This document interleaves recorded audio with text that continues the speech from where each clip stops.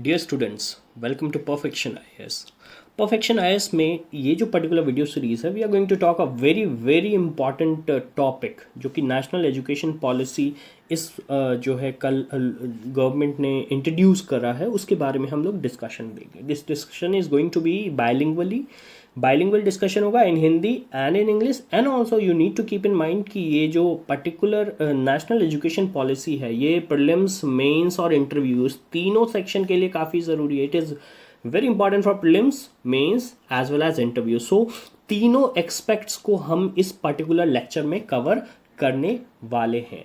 So, as we know that the new education policy approved by the Union Cabinet will introduce a 4 year, कुछ ऐसे points हैं जो आपको दिमाग में रखने, जैसे कि 4 year under graduate degree with multiple entry and exit points. मतलब कि कई बार होता क्या है कि आप फर्स्ट ईयर में एग्जाम देते हो, किसी कारणवश सेकंड ईयर नहीं दे सकते, तो फिर वो आपका फर्स्ट ईयर या सेकंड ईयर जो ग्रेजुएशन के लिए होता है, इट बिकम्स अ वेस्ट। अब ऐसा नहीं होने वाला है, तो इसको ध्यान में रखा गया। Then we have there a process where abolishing of MPhil. So जो एमफिल डिग्री थी उसको पूरी तरह से एबॉलिश कर दिया गया है। क्यों किया गया, इसको भी हम लोग समझेंगे। हम लोग ये भी समझेंगे कि there is a provision of establishment of a common higher education regulator. So ये कॉमन हायर एजुकेशन रेगुलेटर क्या है, ये कैसे बाकी सब चीज़ों से जो है भिन्न है, अलग है, that also we are going to understand. Again a fee fixation for both private and public institution, काफ़ी ज़्यादा न्यूज़ में था। इट वॉज कई बार इसको जो है लोगों ने सुप्रीम कोर्ट के ऊपर और बाकी हाई कोर्ट्स के पास जा करके इस पर्टिकुलर प्रॉब्लम को लिया था। तो ये फी फिक्सेशन जो होगा वो प्राइवेट और पब्लिक इंस्टीट्यूशन दोनों के लिए करेगा, और ये एक पर्टिकुलर मैकेनिज्म में होगा। तो ये भी इस पर्टिकुलर जो अभी एजुकेशन पॉलिसी आई है इसमें देखा गया है। Then it also envisages universalisation of early childhood education from age of 3 to 6। What you need to know कि एक universalisation of early childhood education होगा from 3 to 6 by 2030। The target year is 2030। A new school curriculum with coding and vocational studies from 6। Now these are very important points. So you have a curriculum and vocational studies from class 6 onwards। Class 6 से ही you can like if you are interested say in music, if you are interested in drawing, if you are interested in cricket, obviously there will be a vocational classes, vocational studies going on for that particular areas also। so आप अपने stream को अपने जो जिस क्षेत्र में आप काम करना चाहते हैं, जिस स्ट्रीम को आप लेना चाहते हो, उसमें स्किल डेवलपमेंट जो है, क्योंकि स्किल इंडिया गवर्नमेंट का प्रोग्राम था और कैसे सारे प्रोग्राम से भी लिंक्ड है। आप देखोगे कि ये जो एक integration, this whole national education policy is an integration, it's going to be an integration of the idea which government is putting forward from 2014 onwards। And also a child's mother tongue being used as medium of instruction at least till 5। so it is said कि class 5 तक तो भाई child का जो mother tongue है उस पर बात होगी। इसमें न्यू लैंग्वेज जो लैंग्वेज पॉलिसी है गवर्नमेंट की, इसको भी आपको ध्यान में रखना होगा। इसका भी थोड़ा सा ब्रीफिंग हम लोग देंगे। सबसे इंपॉर्टेंट क्या बात है कि this particular new education policy जो है लास्ट जो है ये 34 ईयर्स के बाद आया है। तो हम लोग बहुत जल्दी से देखते हैं ये जो कुछ पॉइंट्स है मैंने आपको बता दिया ताकि आपको एक ब्रीफ इंट्रोडक्शन मिल जाए, और अब हम बहुत जल्दी इस पर्टिकुलर पॉलिसी को पॉइंट बाय पॉइंट देखेंगे। लेकिन सबसे पहले हम लोग देखेंगे evolution of education policy. This also becomes very important prelims के लिए और इंटरव्यू के लिए। ये वाला सेक्शन बहुत इंपॉर्टेंट है, बिकॉज प्रीलिम्स में कई बार क्वेश्चन आ सकते हैं कि इस बार के एजुकेशन पॉलिसी के क्वेश्चन नहीं आया, लेकिन पूछ दिया कि भाई इससे पहले एजुकेशन पॉलिसी में कब चेंजेस हुए थे। सो ये जो है हमारा थर्ड एजुकेशन पॉलिसी है। You need to keep this in mind, this is our third education policy.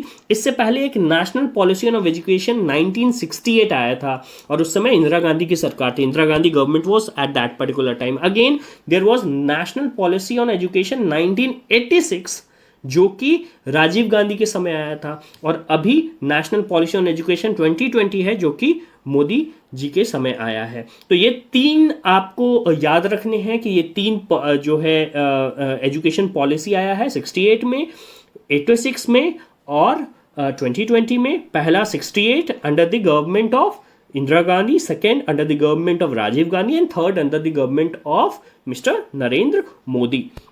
सो एक ब्रीफ इवोल्यूशन हम यहाँ पे इस पर्टिकुलर स्लाइड्स में मैंने डाला है, जिसमें हमने पहले बताया कि जब आज़ादी हुआ तो उस समय ये education was obviously agenda, but it was कि इसको डेवलप होने में थोड़ा समय लगेगा, इसमें बहुत ज़्यादा। तो हम लोगों ने शुरू करा किससे? यूनिवर्सिटी एजुकेशन कमीशन से। एक छोटा सा कमीशन बना दिया गया जिसको 1948-49 एक साल के अंतराल में जो है ये कमीशन काम किया। इसके बाद सेकेंडरी एजुकेशन कमीशन आया, जो कि सेकेंडरी एजुकेशन को जो है गौर में और उसको रेगुलराइज करने के लिए आया 52-53 में, और उसके बाद की पॉलिसी बनाई गई। इसके बाद एजुकेशन कमीशन अंदर DS कोठारी, वेरी इंपॉर्टेंट, कई बार एग्जाम्स में पूछा जा सकता है DS कोठारी कमीशन किसके लिए था, तो it was a education commission.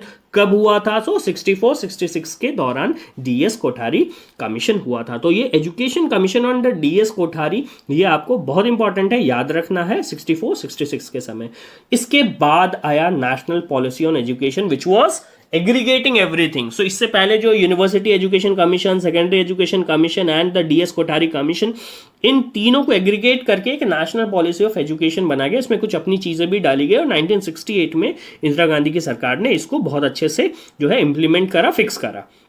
इसके बाद आया 42nd कॉन्स्टिट्यूशनल अमेंडमेंट। एंड जो भी पॉलिटी वाले स्टूडेंट्स हैं या जो पॉलिटी GS में भी पढ़ते हैं वो जानते हैं कि 42nd constitutional amendment was a very very major constitutional amendment, और इसमें एजुकेशन को कंकरेंट लिस्ट में डाल दिया गया। Very important section, please note it. Education को कंकरेंट लिस्ट में कब डाला गया? Under 42nd constitutional amendment 1976।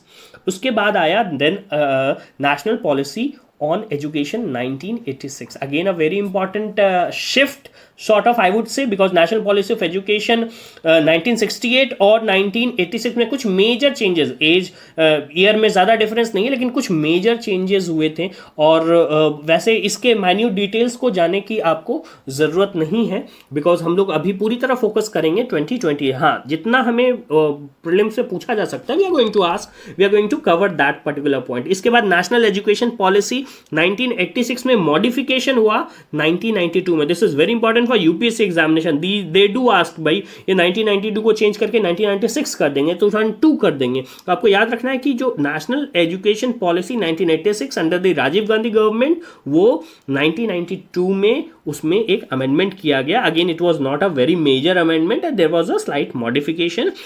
इसके बाद जो है 2016 में ऐसा महसूस होने लगा कि ये एजुकेशन पॉलिसी में एक चेंजेस होना चाहिए। 2016 में TRS सुब्रमण्यम कमेटी ने अपना एक रिपोर्ट दिया, और उस रिपोर्ट में कहा गया कि भाई ये जो नेशनल एजुकेशन पॉलिसी है, it requires a complete overhaul. और उसी को ध्यान में रखते हुए एक फाइनल रिपोर्ट तैयार हुआ, जो कि के कस्तूरी रंजन कमेटी रिपोर्ट था, जो 2019 था। अभी जो 2020 का जो पॉलिसी आया है, national education policy 2020, that is based on the Kasturi Rangan committee report of 2019। So you need to keep that in mind. Now will see this whole idea. आप देखोगे कि ये जो पर्टिकुलर नेशनल पॉलिसी आया है, which is after a very long time, 34 years, so it was sort of a poll promise of the BJP ने अपने election में ही इसको कहा था। एंड दिस पैनल वॉर्ड, सो के कस्तूरी रंजन कमेटी जो है, ये के कस्तूरी रंजन कौन थे? He was a former ISRO chief. वो फॉर्मर इसरो चीफ थे, और इन्होंने ये ड्राफ्ट जो है दिसंबर 2018 में ही जो है वो सबमिट किया था। लेकिन ये जो ड्राफ्ट है वो पब्लिक किया गया था मई 2019 में, और मई 2019 में जब ये ड्राफ्ट पब्लिक किया गया तब फिर इसमें डिफरेंट फीडबैक जो है वो लिए जाने लगे। ठीक है, इसमें एक बहुत ही इंपॉर्टेंट इशू आता है फ्रेंड्स, वो है लैंग्वेज का इशू जो आता है, और वो हम लोग अभी देखेंगे कि कैसे ये लैंग्वेज के इशू को इसमें टैकल किया गया है। एक जो है आपको हम लोगों ने एक कंप्लीट इंट्रोडक्शन दे दिया है कि ये कंप्लीट जो एजुकेशन पॉलिसी, इसको किस डायमेंशन में, किस परसेप्शन में आपको देखना है। Will see for few more points. The union cabinet on Wednesday approved new education policy and rename the ministry of human resource and development as ministry of education. No, पहले ministry of human resource था, और अब क्या हो गया? It is called ministry of education. No, this is move towards mean like focusing more on one aspect of a thing. जो education है, education को एज अ जगरनॉट लेकर के चलने की बात जो है गवर्नमेंट कह रही है। The new policy would ease an overhaul of the system in complete educational scenario. So complete educational primary से लेकर के प्री प्राइमरी लेवल, और हम लोग देखेंगे इसमें 5+3+3+4 पॉलिसी क्या है। तो कंप्लीट ओवरऑल गवर्नमेंट ने प्रोवाइड करा है इस पर्टिकुलर पॉलिसी में। Following the new education policy and reform, India will achieve 50% gross enrollment ratio by 2035। हमने देखना है कि अभी जो सेकेंडरी लेवल पे, सीनियर सेकेंडरी लेवल पे और हायर एजुकेशन लेवल पे ग्रॉस इनरोलमेंट रेशियो जो है वो अलग अलग सेट किया गया है। लेकिन ओवरऑल अगर हम पूरे एजुकेशन सिस्टम को देखें तो टारगेट क्या रखा गया है कि 50% ग्रॉस इनरोलमेंट रेशियो 2035 तक। ये टारगेट ईयर बहुत इंपॉर्टेंट, 2030 कई बार एग्जामिनेशन में आप क्लिक करने की कोशिश करोगे, ऑप्शन में रहेगा। सो ये 2030 नहीं है, 2035 तक ग्रॉस एनरोलमेंट रेशियो को टारगेट करने की बात की गई है। The decision of changing the name of ministry was done as per the recommendation listed in the draft of new education policy which suggest is to bring focus back on education and learning. So एक जो ये था कि ministry of human resource and development, दो name changing जो है ये बहुत बड़ा जो है चेंजेस एजुकेशन में, एजुकेशनल सिनेरियो में नहीं लाएगा, लेकिन एक मैसेज जो है नाम से जो एक मैसेज जाता है कि भाई ह्यूमन रिसोर्स एंड डेवलपमेंट में हम एजुकेशन पे पूरा फोकस नहीं कर पा रहे हैं। तो गवर्नमेंट ने बोला क्यों ना इसको जो है चेंज करके मिनिस्ट्री ऑफ एजुकेशन रख दिया जाए ताकि हम एक टारगेट अप्रोच के साथ काम कर सकें। So that's why the name of Ministry of Education was changed. Again, this is a very potential question. मैं ये explanation इसलिए दे रहा हूँ because इंटरव्यू में पूछा जा सकता है कि भाई पहले Ministry of Human Resource and Development था and the name have been changed to Ministry of Education. तो क्यों किया गया, क्या डिफरेंस है? तो आपको समझाना है कि ये जो टारगेट है, जो फोकस है, गवर्नमेंट का फोकस मोर टुवर्ड्स एजुकेशन जो है, और एक अप्रोच जो है गवर्नमेंट जो है एक मैसेज प्रोवाइड करना चाह रही है। अब हम लोग आ रहे हैं एक बहुत ही इंपॉर्टेंट सेक्शन में, जो कि आपको मेजर हाइलाइट्स बताया जाएगा। न्यू एजुकेशन पॉलिसी का मेजर हाइलाइट्स क्या है। इससे पहले हमने बताया कि लैंग्वेज के ऊपर जो है जो 3 language policy, I hope everyone जो है सभी जानते हैं कि 3 लैंग्वेज पॉलिसी जो है हमारे कंट्री में जो है इम्प्लीमेंटेड है। और basically the 3 language policy learn by children will be a choice of state, region and of course of the student themselves. So again ये हमारे लैंग्वेज पॉलिसी में दिया गया है। सो as long as at least 2 of the 3 language are native to India, so उसमें से 2 जो language, 3 language आप कोई भी सीख सकते हैं, लेकिन कम से कम 2 लैंग्वेज जो है it should be native of India. Like हमारे जो बिहार रीजन में if you talk about then will get to know कि there are 3 English, Hindi and then of course Sanskrit और Urdu as the choice may be. So Sanskrit will be offered as an option at all level. Very important section कि संस्कृत को सारे level पे जो है offer किया जाएगा। एंड ऑल्सो अगर आप संस्कृत नहीं लेना चाहते तो you can add some classical language which also will be available possibly on online module. So again classical language के टीचर अगर नहीं है तो ऑनलाइन मॉड्यूल में आपको ऑनलाइन टीचिंग, और मैं बताऊंगा कि अभी कैसे जो टेक्नोलॉजी का है बहुत ही अच्छा यूज इसमें किया गया है। फॉरेन लैंग्वेज के भी जो हैं वो सेकेंडरी लेवल पे foreign language, if you are interested in learning a foreign language से रशियन से जर्मन, सो आप उसको भी सीख कर सकते हो, but again through an online module. So हम लोग पहले इसके पॉलिसी हाइलाइट्स देखते हैं। Currently we have a different norm for deemed university, central university and for different individual stand alone institution. तो आप लोगों ने ये नाम जरूर सुना होगा कि डीम्ड यूनिवर्सिटी है या सेंट्रल यूनिवर्सिटी है या स्टेट यूनिवर्सिटी है, and that this particular thing is based on the ownership. भाई डीम्ड यूनिवर्सिटी का ओनरशिप अलग होता है, सेंट्रल का अलग होता है, स्टेट का अलग होता है। इससे क्या हो, ओनरशिप बेस्ड क्लासिफिकेशन होता है। गवर्नमेंट ये ओनरशिप बेस्ड क्लासिफिकेशन को हटाने की बात कर रहा है। The new education policy says that the reason for quality norms will be same for all and not as per the ownership. So norms of deemed university, central university और से any other university उसका same होगा। क्यों? क्योंकि हमें quality में enhancement करना है, ओनरशिप पे फोकस नहीं करना है। Universalization from early childhood care and education to secondary education by 2030 aligning with the SDG, Sustainable Development Goal 4। Question आ सकता है भाई सस्टेनेबल डेवलपमेंट गोल 4 क्या है। क्वेश्चन इंटरव्यू में, प्रीलिम्स में बहुत आसानी से पूछा जा सकता है, और इनफैक्ट अगर आप मेंस में भी आंसर राइटिंग करें तो यू हैड टू स्टार्ट कि हमारा जो ये पॉलिसी चेंज हुआ है this is in line with the sustainable development goal 4। What is that? I have written it. Ensure inclusive and equitable quality education and promote lifelong learning for all. So again, what you have to do, inclusive. आप देखेंगे भाई inclusiveness इस particular policy में क्या है, equitable, कैसे equitable quality education देने की बात की गई है, and last but not the least life long learning for all. What is education? Education is a all round development, जो है सर्वांगीण विकास जिसको कहते हैं. किस प्रकार से सर्वांगीण विकास को देने की बात कही गई है.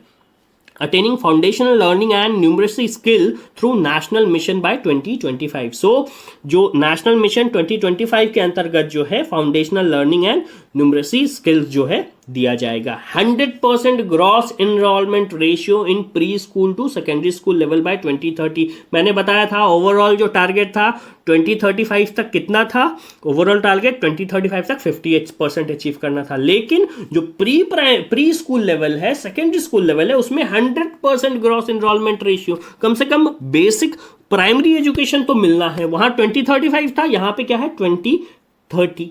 सो आपको स्टूडेंट्स ये ध्यान में रखना, ये काफ़ी ट्रिकी सिचुएशन हो सकता है प्रीलिम्स एटलीस्ट के लिए कि स्टेटमेंट दे दें. तो आपको समझना है कि pre school to secondary level पे 100% gross enrolment ratio by 2030 have been targeted. Teacher to be prepare for assessment of reform by 2023. So by 2-3 साल दे दिया गया है कि भाई अभी 2020 है, 3 साल है.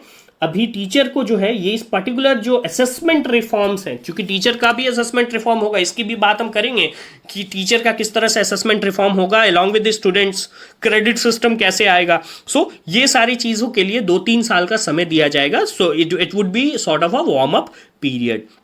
Inclusive and equitable education system by 2030. Again, a very holy target of inclusive and equitable education. Board exam to test core concept and application of knowledge. Again, a very important concept कि भैया board exams में जो है application of knowledge होगा, knowledge का जो है test होगा, रादर देन रॉट लर्निंग, जो रट्टा मार करके क्वेश्चन लिख करके आ जाते हैं, ऐसा नहीं होगा. ये कैसे करेंगे, अभी इसमें इलेबोरेटली जो है इसके डिफरेंट पॉलिसीज बनाए जाएंगे, जिसमें डिफरेंट टारगेट्स होंगे, गोल्स होंगे, जिसमें आपको पता चलेगा कि क्या प्लान ऑफ एक्शन होगा. ये प्लान ऑफ एक्शन नहीं, ये एक विजनरी स्टेटमेंट है. तो ये विजनरी स्टेटमेंट में ये सारे पॉइंट्स दिए गए हैं. Then you have skill based education system. As I have said, class 6 से ही जो है आपको वोकेशनल ट्रेनिंग शुरू हो जाएगी, तो स्किल के ऊपर काफी जोर दिया जाएगा. Common standard of learning in public and private school. So एक जो गल्फ है, एक जो खाई है पब्लिक और प्राइवेट स्कूल के बीच में, गवर्नमेंट ऐसा टारगेट करे कि नहीं, इस खाई को भरने का प्रयास कर रही है. देखते हैं गवर्नमेंट क्या क्या इसके ऊपर लेकर के आती है. Now major reform in school education. अब हम लोग क्या करेंगे, इसको देखेंगे स्कूल और हायर सेकेंडरी लेवल पे और जो हायर एजुकेशन लेवल पे क्या क्या डिफरेंस है. तो कुछ इंपॉर्टेंट पॉइंट्स है जो कि हमने यहां से निकाला है. जो इंपॉर्टेंट पॉइंट्स है उसको आपको ध्यान में रखना है. पहला क्या है कि भाई board exams will be a low stake and test actual knowledge instead of rote learning. लेकिन अगेन मैंने यहां लिखा how will that be done, this has not been explained.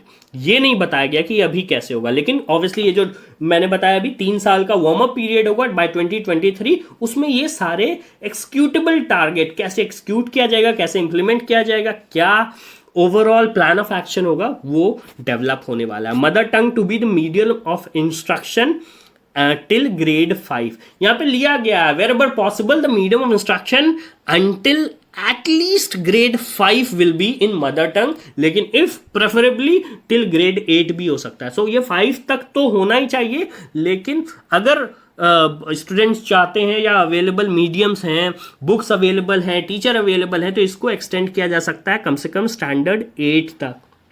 And beyond will be the home language. So home language, mother language, local language, regional language, जो भी public private school में मतलब available हो सकता है या फिर वहाँ पे नॉर्म्स है, उसको फॉलो किया जाएगा. ये एक इम्पॉर्टेंट जो है सॉर्ट ऑफ चेंज जो है यहाँ पे ये किया गया है.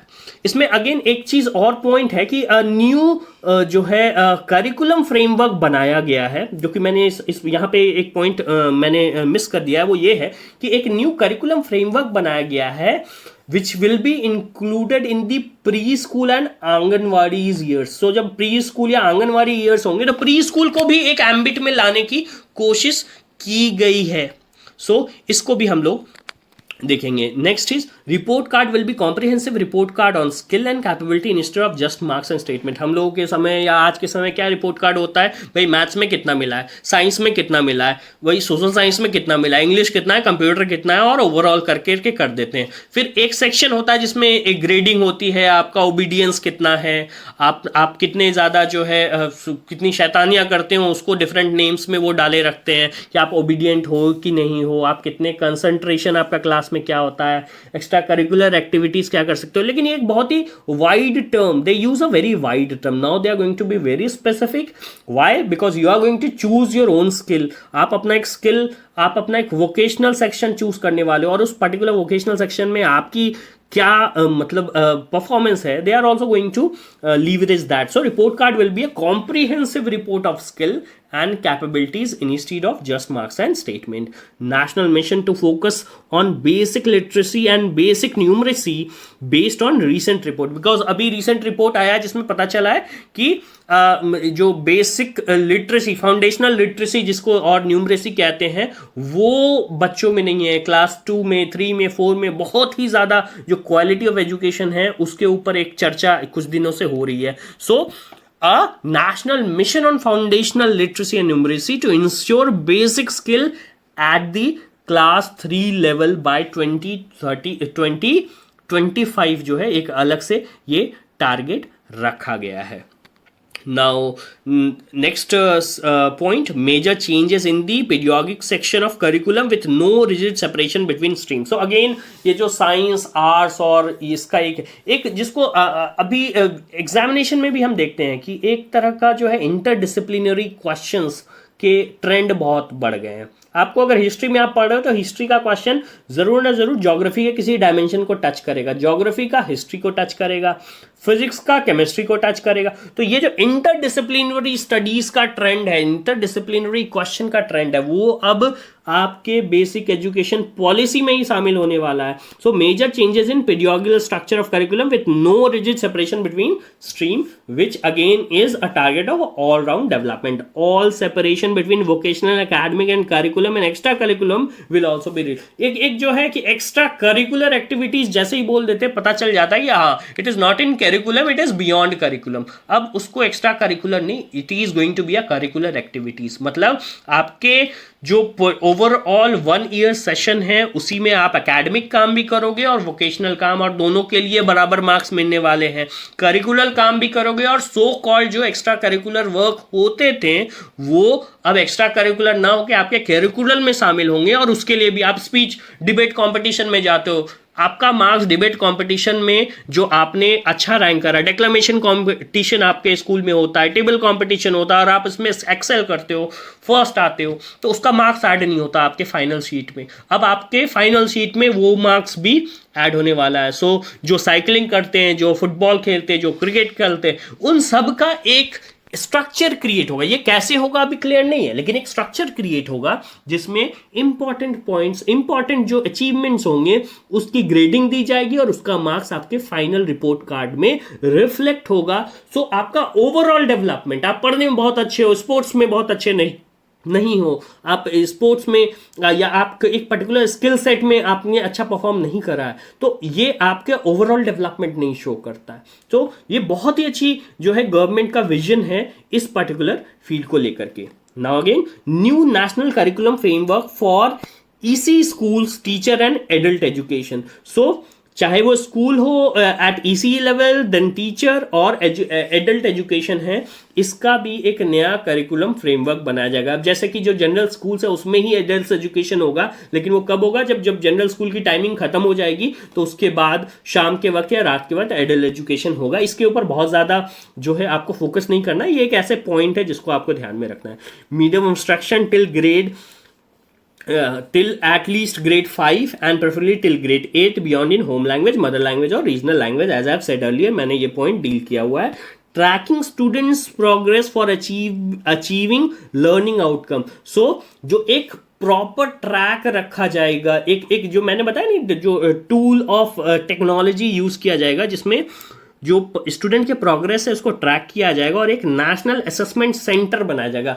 तो एक कंप्लीट हब होगा जहां पे पूरा डेटा जो है वो कलेक्टेड होगा और उस पर्टिकुलर असेसमेंट सेंटर को परख के नाम से कहा गया, PARAKH, परख सेंटर बनाया जाएगा। ये परख सेंटर क्या है? It is a national assessment centre. ये सारे स्टूडेंट्स के असेसमेंट को अपने अंदर समाया होगा।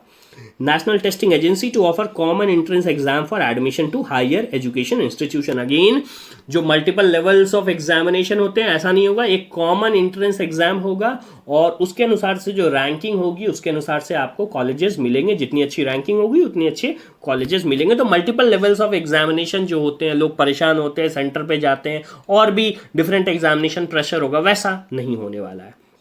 Next, national professional standards for teachers. Again, teacher quality of education पे भी बहुत अच्छा जोर दिया गया। टीचर की क्वालिटी स्टैंडर्ड्स, जो उनके प्रोफेशनल स्टैंडर्ड्स हैं, उनको रेगुलरली चेक किया जाएगा, रेगुलरली मेंटेन किया जाएगा। और अगर उसमें पाया गया कि भाई टीचर जो है, एक पर्टिकुलर टीचर जो है बहुत अच्छा परफॉर्म नहीं कर पा रहे हैं, तो उसको भी देखा जाएगा भाई क्या प्रॉब्लम है, उनको सही से ट्रेनिंग दी जाएगी और फिर उसको एसेस किया जाएगा। Book promotion policy and digital library. So books जो आपके जनरली जो एनसीईआरटी पे बच्चे फंसे रहते हैं, इसको भी देखा गया है, इसको पॉलिसी में कहा गया है कि कुछ ऐसे बुक्स को भी रेफर किया जाएगा, स्टैंडर्ड बुक्स को, जिसको एज आप अपने कोर्स बुक के साथ पढ़ सकते हैं और डिजिटलाइज किया जाएगा कि बर्डन ऑफ बुक्स जो होगा वो बच्चों पे बढ़ेगा नहीं। एक फन लर्निंग विद टेक्नोलॉजी का कंसेप्ट जो है यहाँ पे दिया गया है। Then transparent online self disclosure for public oversight and accountability. So school जो होगा, स्कूल्स में कितने बच्चे आते हैं, क्या परफॉर्मेंस है, टीचर जो है उनका इंडिविजुअल क्या परफॉर्मेंस है। मैथ के टीचर आए, अगर सेक्शन ए में मैथ के एक्स टीचर पढ़ा रहे हैं, सेक्शन बी में मैथ के वाई टीचर पढ़ा रहे हैं, किनका परफॉर्मेंस बेटर है, तो टीचर के बीच में एक कॉम्पिटिशन डेवलप करने की बात आएगी। ये कब होगा? जब ट्रांसपेरेंट होगा। ट्रांसपेरेंसी हर लेवल पे आ रही है, तो अब एजुकेशन के लेवल पे ट्रांसपेरेंसी आएगी, तो स्कूल को ये एक कंपलसरी डिस्क्लोजर करना होगा। Compulsory school had to disclose कि भाई आपका परफॉर्मेंस क्या रहा, ताकि पब्लिक ओवरसाइट, लोग देख सके, पेरेंट्स देख सके, जो ऑर्गेनाइजेशन है वो देख सके, इजीली एक्सेसिबल होगा। वो साइट पे आप पोर्टल पे जाओगे और वहां पे आपको मिल जाएगा। Universalisation of early childhood care education, national mission on foundation literacy and numeracy. As I have said कि ये जो है रखा गया है कि जो फाउंडेशनल कोर्स है और जो न्यूमरेसी है, जो बेसिक मैथमेटिक्स में देखा गया बच्चे काफ़ी वीक हो रहे हैं। क्लास 6 के बच्चे हैं वो एडिशन सब्सट्रैक्शन नहीं कर पाते, क्लास 9 के बच्चे हैं और वो बहुत अच्छा मैथमेटिकल स्किल उनका डेवलप नहीं हुआ है, तो इसको गौर करने के लिए भी फोकस किया गया है। अगेन एक बहुत ही, और काफ़ी स्टूडेंट्स का मेरे पास क्वेश्चन आया था कि भाई ये क्या है सर, ये 5+3+3+4 क्या है। सो what is this 5+3+3+4? so ये एक एज स्ट्रक्चरिंग है जो it is sort of replacing the 10+2 structure of school curricula by a 5+3+3+4 curriculum structure corresponding to the ages of 3 to 8। 3 to 8 क्या है? 5 years होता है, so 3 साल से 8 साल है। 5+ में आपका एक अलग स्टैंडर्ड होगा एक्सक्यूज मी, जिसको हम लोग फाउंडेशनल एज कहेंगे। Then we have 8 to 11 which will be again of 3 years, जिसको हम लोग 8 to 11 स्टेज को प्री प्राइमरी एजुकेशनल स्टेज कहने वाले हैं। फिर 11 to 14 जो आपका एज स्ट्रक्चर होगा वो होगा प्रिपरेटरी स्टेज, मतलब आप प्रिपेयर कर रहे हो अपने फाइनल जो अपने कैरियर इनिशिएटिव्स हैं या फिर आपके कैरियर डायरेक्शन है उसको लेकर के। सो 8 to 11 will be 11 to 14 will be a preparatory stage, और लास्ट में जो होगा 14 to 18 जो कि हम लोग सेकेंडरी और सीनियर सेकेंडरी लेवल पे रहते हैं, उसको सेकेंडरी स्टेज कहा जाएगा।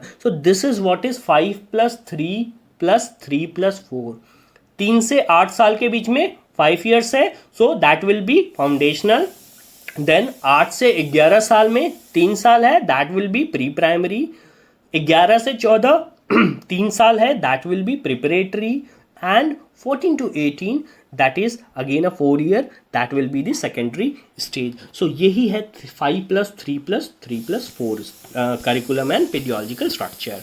No rigid separation between arts and science and between curriculum and extracurricular activity, as I've explained earlier. Vocational and academics stream will also be not be separated. Education of gifted children's and gender inclusive funds will also be incorporated. So जो gifted childrens हैं, जो जिसको हम लोग कहते हैं highly abled और differently abled students हैं, उनके लिए एक अलग से स्ट्रैटेजी बनाई जाएगी. और जेंडर इंक्लूसिव फंड, सो एक जो जेंडर बजटिंग का कंसेप्ट है वहाँ पे यहाँ पे भी आ रहा है, जहाँ पे हम लोग फीमेल और मेल एजुकेशन के लिए एक डेडिकेटेड फंड बनाने वाले हैं. कस्तूरबा गांधी बालिका विद्यालय जो है इसको अपग्रेड किया जाएगा. कहाँ तक? ग्रेड 12 तक.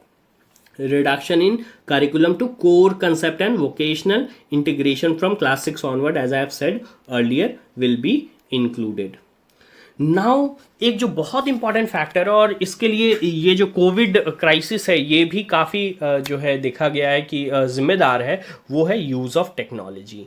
सो use of technology in educational planning, use of technology in teaching and learning, in assessment, in administration and management. तो ओवरऑल जो टेक्नोलॉजिकल इंटीग्रेशन है एजुकेशन सिस्टम का, स्कूल का, कॉलेजेस का, इंस्टीट्यूशन का, वो किया जाएगा.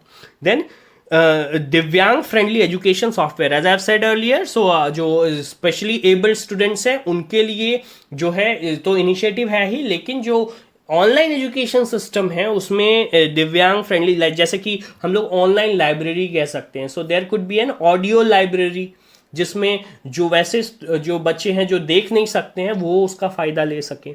सो all these things will be there. E content in regional language, so language का जो बैरियर है इसको हटाने की बात करेगी. But again I am telling it is a very high target. क्या ग्राउंड लेवल पे ये कब तक होता है और क्या अचीव होता है ये देखने वाली बात है. Then again there will be virtual lab, जो एक्सपेरिमेंट्स होते हैं. सो डिफरेंट, आप लोगों ने कैड का नाम सुना होगा, जो या अगर जिनके भी भैया या कोई इंजीनियरिंग कर रहे हैं, कंप्यूटर एडेड ड्राइंग होता है. तो उसमें डिफरेंट आप स्किल को यूज करके मशीन्स क्रिएट कर सकते हो. एक तरह का वो आपका गेम भी हो जाता है जहाँ पे आप करते हो. तो आप लैब में क्या कर सकते हो, आपके पास लैब में डिफरेंट जो है केमिकल्स रखे होंगे, फिजिकल इंस्ट्रूमेंट्स होंगे, बायोलॉजिकल जो है सैंपल्स होंगे, जिसको आप कर सकते हो ऑनलाइन कंप्यूटर बेस्ड. तो एक तरह का आपको वर्चुअल लैब, बहुत ही अच्छा कंसेप्ट है जिसको यहाँ पे इंट्रोड्यूस किया गया है. Then national education technology forum, that also will be constituted. Digitally equipped school, teacher and student, as I have said earlier. Use of technology that will be a very prime target. Graded autonomy, academic and administrative and financial phasing. So एक graded autonomy दिया जाएगा. Graded autonomy क्या कहते हैं कि अब जैसे public sector undertaking में आपने नाम सुना होगा, we have a concept of Navratna, Maharatna and as such. तो उसमें क्या होता है कि if you are a Maharatna, obviously you have a autonomy. चूंकि आप महारत्न स्टेटस पे हो तो आपको एक अलग ही ऑटोनॉमी दिया गया है. आप कुछ ज्यादा बड़े प्रोजेक्ट कर सकते हो, कुछ ज्यादा बड़े इनिशिएटिव ले सकते हो. Similarly a school will be given autonomy in field of academic, administration and financial, but on graded level. आपका ग्रेड क्या है, आपका परफॉर्मेंस क्या है, आप कहाँ तक हो, क्या स्किल है, क्या फैसिलिटी है, किस तरह से आप ट्रांसपेरेंसी नॉर्म्स को एक्सेप्ट किए हो, इसके अनुसार से आपका जो है एकेडमिक, एडमिनिस्ट्रेटिव और फाइनेंशियल ऑटोनॉमी जो है वो आपको दिया जाएगा. phasing out affiliation system in 15 years. So affiliation जो system है, again it is like a licensing raj system. License provide करना is like a affiliation. So ये licensing raj system को जैसे खत्म किया गया, ये education में जो licensing raj system है इसको खत्म करने की बात है, affiliation को खत्म करने की बात हो रही है. National mission on mentoring will be started. Independent board of governance will be established जो कि स्कूल को इंडिपेंडेंटली देखेंगे. सो जो बार बार आती है political influence on the syllabus, political influence on the running of schools, इसको जो है गवर्नमेंट अलग करने की बात कर रही है. It's a very commendable steps taken by the government. Single regulator for higher education. So higher education के लिए सिंगल जो है रेगुलेटर होगा, लेकिन उसमें लीगल और मेडिकल जो एजुकेशनल सिस्टम है, चूंकि उसमें एक्सपर्टीज चाहिए, वो एक स्पेसिफिक और एक स्पेशलिस्ट जो है एजुकेशन है, तो उनको जो है किसी स्पेशलिस्ट बोर्ड के अंदर ही देखा दिया जाएगा. Online self disclosure based on transparency system for approval of place of inspection. So again जैसा कि मैंने बताया कि जो ऑनलाइन डिस्क्लोजर है, ट्रांसपेरेंसी नॉर्म्स है, ये एक बहुत ही इंपॉर्टेंट पॉइंट है. Common norms for public and private higher education institutions, as I have explained earlier. Private philanthropic partnership, PPP का नाम आप लोगों ने सुना होगा, पब्लिक प्राइवेट पार्टनरशिप. यहाँ पे क्या है कि भैया एजुकेशन में जो काम करना चाह रहे हैं उनको प्राइवेट फिलैंथ्रोपिक पार्टनरशिप के अंतर्गत आप काम कर सकते हैं. So again, a very novel concept of PPP have been incorporated. Now fee fixation with board regulatory framework, as I've said, fee at the level of private and government, इन सब में जो है फी को फिक्स किया जाएगा with a board regulatory framework. Public investment in education sector to reach 6% of GDP at the earliest. No, ये 6% देख करके काफी होकस पोकस है. लोग, पीपल आर टॉकिंग कि भाई 6% तो it's a very high target. नहीं, ये 6% जो है, इससे पहले जो हमारी नेशनल एजुकेशन पॉलिसी थी उसमें भी टारगेट 6% था, लेकिन कभी भी 6% जो है जीडीपी का 6% एजुकेशन सेक्टर पे जो है वो कभी इंप्लीमेंट नहीं हुआ, कभी खर्च नहीं हुआ. So again it's not a novel concept. Question में आता कि this is first time 6% target for GDP is taken, so you will strike the out. ये गलत है. नहीं, इससे पहले भी the target of 6% investment in of the GDP in education sector was taken. Now major reform in higher education. Higher education में क्या क्या मेजर रिफॉर्म है, बहुत जल्दी हम लोग इसको देखते हैं. 50% gross enrolment ratio by 2035. As I have said, अलग अलग सेक्टर के जो है, अलग अलग जो सेक्शन ऑफ एजुकेशन है उसके लिए अलग अलग टारगेट लिया गया है. बाय 2035 बोला गया कम से कम 50% ग्रॉस एनरोलमेंट रेशियो लिया जाएगा. Then again, holistic and multi disciplinary education, that is flexibility of subject और multiple entry and exit. Lecture के शुरुआत में ही मैंने बोला था कि एक जो है फ्लेक्सिबिलिटी ऑफ सब्जेक्ट और मल्टीपल एंट्री और एग्जिट डाला जाएगा. आप एक सब्जेक्ट से दूसरे सब्जेक्ट में आसानी से स्विच कर सकते हो. यहाँ पे हम देखेंगे कि कैसे क्रेडिट सिस्टम का भी यूज होगा. जैसे कि अगर आप लोग ओपन यूनिवर्सिटी इग्नू से कभी एग्जामिनेशन दिए हो, so you must be knowing that IGNOU contain have a credit system and that credit system can be switched very swiftly. तो आप अगर एक पर्टिकुलर सब्जेक्ट में एक पर्टिकुलर पेपर छोड़ना चाहते हो, दूसरा पेपर लेना चाहते हो, you can take that and you can do that very easily. So this particular thing, the flexibility of subject will also be kept in mind. UG program, undergraduate program of 3 और 4 year दोनों हो सकता है. अगर आपको 3 year का programme लेना है तो आपका पीजी, उसके बाद अगर आप पीजी करोगे तो आपको 2 साल का पोस्ट ग्रेजुएट मास्टर्स प्रोग्राम होगा.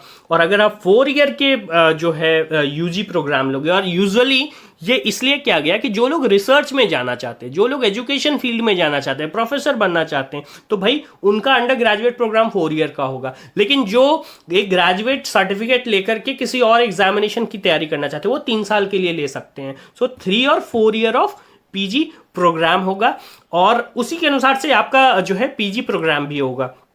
मतलब अंडर ग्रेजुएट प्रोग्राम 3 साल का हुआ तो 2 साल का मास्टर्स प्रोग्राम होगा, जैसे अभी होता है. लेकिन अगर आप अंडर ग्रेजुएट जो प्रोग्राम है आप वो 4 साल के लेंगे तो आपको 1 साल में ही आप मास्टर्स कंप्लीट कर सकते हैं. सो एक फ्लेक्सिबिलिटी स्टूडेंट्स को दी गई. Integrated 5 year bachelors and masters programme. So as I have said, so अगर आप बैचलर और मास्टर प्रोग्राम एक साथ करोगे तो 4 years undergraduate program plus 1 year master program, that is 5 साल में आपका बैचलर और मास्टर्स एक साथ हो जाएगा. MPhil is to be discontinued. Credit transfer and academic bank of credit. As I have said, credit होगा, आपके हर पेपर में क्रेडिट लेना होगा. सपोज करो कि आपको एक पर्टिकुलर एग्जामिनेशन पास करने के लिए 100 जो है क्रेडिट एक्वायर करने हैं. वो 100 क्रेडिट आप कितने नंबर ऑफ जो आपके पेपर हैं उसको लेकर के हो सकता है. अगर एक पेपर से कि 25 क्रेडिट का है तो आपको 4 क्रेडिट एक्वायर करने हैं पास करने के लिए. वो 4 क्रेडिट आप डिफरेंट आपके लिस्ट ऑफ पेपर होंगे, पेपर 1, पेपर 2, पेपर 3, और अगर आपके पास 10 पेपर्स हैं तो उस 10 पेपर्स में आप केवल कोई 4 पेपर को उठा सकते हो. अगर मान लो हिस्ट्री है तो हिस्ट्री में आपने मॉडर्न इंडिया लिया तो मॉडर्न इंडिया का एक पेपर हो गया, एक पेपर एंशियंट का हो गया, एक मेडिएवल का हो गया, और एक जो है पेपर आपका वर्ल्ड हिस्ट्री का हो जाएगा. इसमें भी स्पेसिफिकेशन हो सकता है, बिकॉज ये काफ़ी ब्रॉड पेपर मैंने बता दिए. स्पेसिफाई कर सकते कि मॉडर्न इंडिया में आपने देखना है 20th सेंचुरी जो सेक्शन है तो उसका एक पेपर हो सकता है. सो इट डिपेंड्स कि गवर्नमेंट किस तरह से पेपर फॉर्म करेगी और वो बेसिक फॉर्मेशन ऑफ पेपर उसके साथ चलेगा. तो ये क्रेडिट ट्रांसफर सिस्टम काफ़ी जो है हेल्पफुल सिस्टम है स्टूडेंट्स के लिए कि आप जो है स्पेसिफिक सेक्शन अपना चूज कर सकते हैं, आप किस में इंटरेस्टेड हैं. higher education institution, research intensive, teaching intensive universities and autonomous degree granting of colleges. So again ये एक बहुत ही जो है होलिस्टिक अप्रोच और एक बहुत ही जिसको ट्रांसपेरेंट अप्रोच है वो लिया गया है.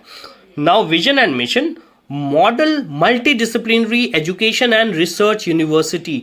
सो MERU will be set up. So एक multidisciplinary education और research university जो है that will be established. The present education policy which was adopted in 1986 will be continued till date and that it lasted for 34 years. So country got a new education policy after 34 years. This was said in the first leg of the lecture. शुरुआत में ही मैंने कहा था. The vision for creating an education system that contribute directly to transformation of the country, providing high quality education to all and making India a global educational guru. तो the ultimate target is कि जो India है उसमें high quality education लाया जाए. जो हम लोगों ने देखा है कि टॉप के 100 यूनिवर्सिटीज़ जो वर्ल्ड की निकलती है उस लिस्ट में भारत के मेजर यूनिवर्सिटीज़ का नाम नहीं होता. बहुत ही कभी इक्का दुक्का कोई यूनिवर्सिटीज़ आती है. इसको कैसे इम्प्रूव किया जाए और एक एजुकेशन हब कैसे बनाया जाए, इसको टारगेट किया गया है. So this is it for today's section. ये जो पर्टिकुलर मैंने नेशनल एजुकेशन पॉलिसी पे एक लेक्चर लिया है ये है एंड इस वीडियो का. आप इसमें कमेंट्स करें और कमेंट करके अपने क्वेरीज जो है पूछ सकते हैं. और stay tune for more such videos in perfection IAS. Thank you.